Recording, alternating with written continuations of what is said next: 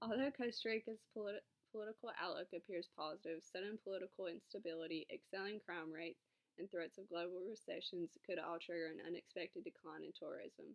The tourist industry brings in about 1 million visitors annually and generates approximately 1 billion a year, making it Costa Rica's second largest source of income. Since 2010, tourism has been more than 5.5% of Costa Rica's entire GDP.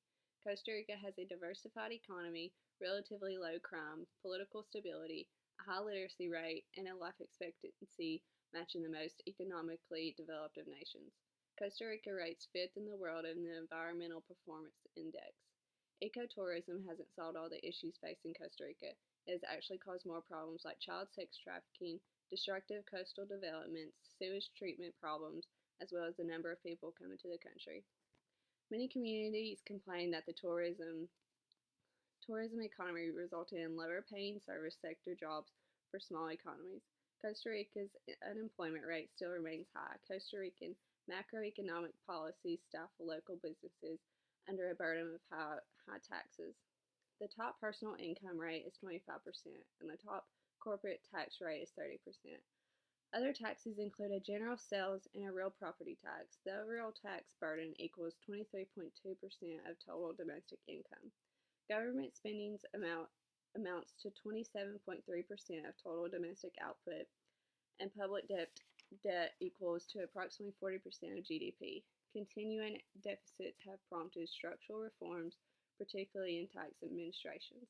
Foreign investors remain attracted by the country's political stability and relatively high education levels, as well as the incentives offered in the free trade zones. The good and the bad of Costa Rica. The pura vida, pure life, laid back attitude is one of the main characteristics that draws many expats to the country. Another unofficial slogan Costa Rica has is mañana, which means tomorrow. According to Costa Rican, it means maybe one day, but not today. Processes can be incredibly frustrating to someone who is accustomed to much more consistent and systematical ways of doing things. For example, not receiving your mail for unknown reasons, waiting for days for restored power from minor shortages, repairmen are late or fail to show up, bus routes change depending on the road conditions. Costa Rica is extremely safe compared to its Central American neighbors. Rape and hate crimes are almost unheard of, and you are likely to hear about any violent crimes on the news. The peace-loving nature and the stable government of Costa Rica, there are hardly riots or any other political uprisings. Costa Rica still has its share of petty crimes. Seasonal homes are frequently broken into. Tourists are often pickpocketed. Prevention is key. Try not to look or act like a tourist. Another perk of becoming an expat in Costa Rica is the low cost of living. Fresh fruit and vegetables are widely available and affordable. Domestic help and health care are the two biggest savings for those living in Costa Rica. There are also tax savings for foreigners.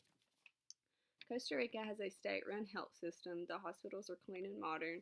Most doctors in Costa Rica are trained in the U.S. and speak English. In Costa Rica, you can tweak your weather by your location and specifically elevation.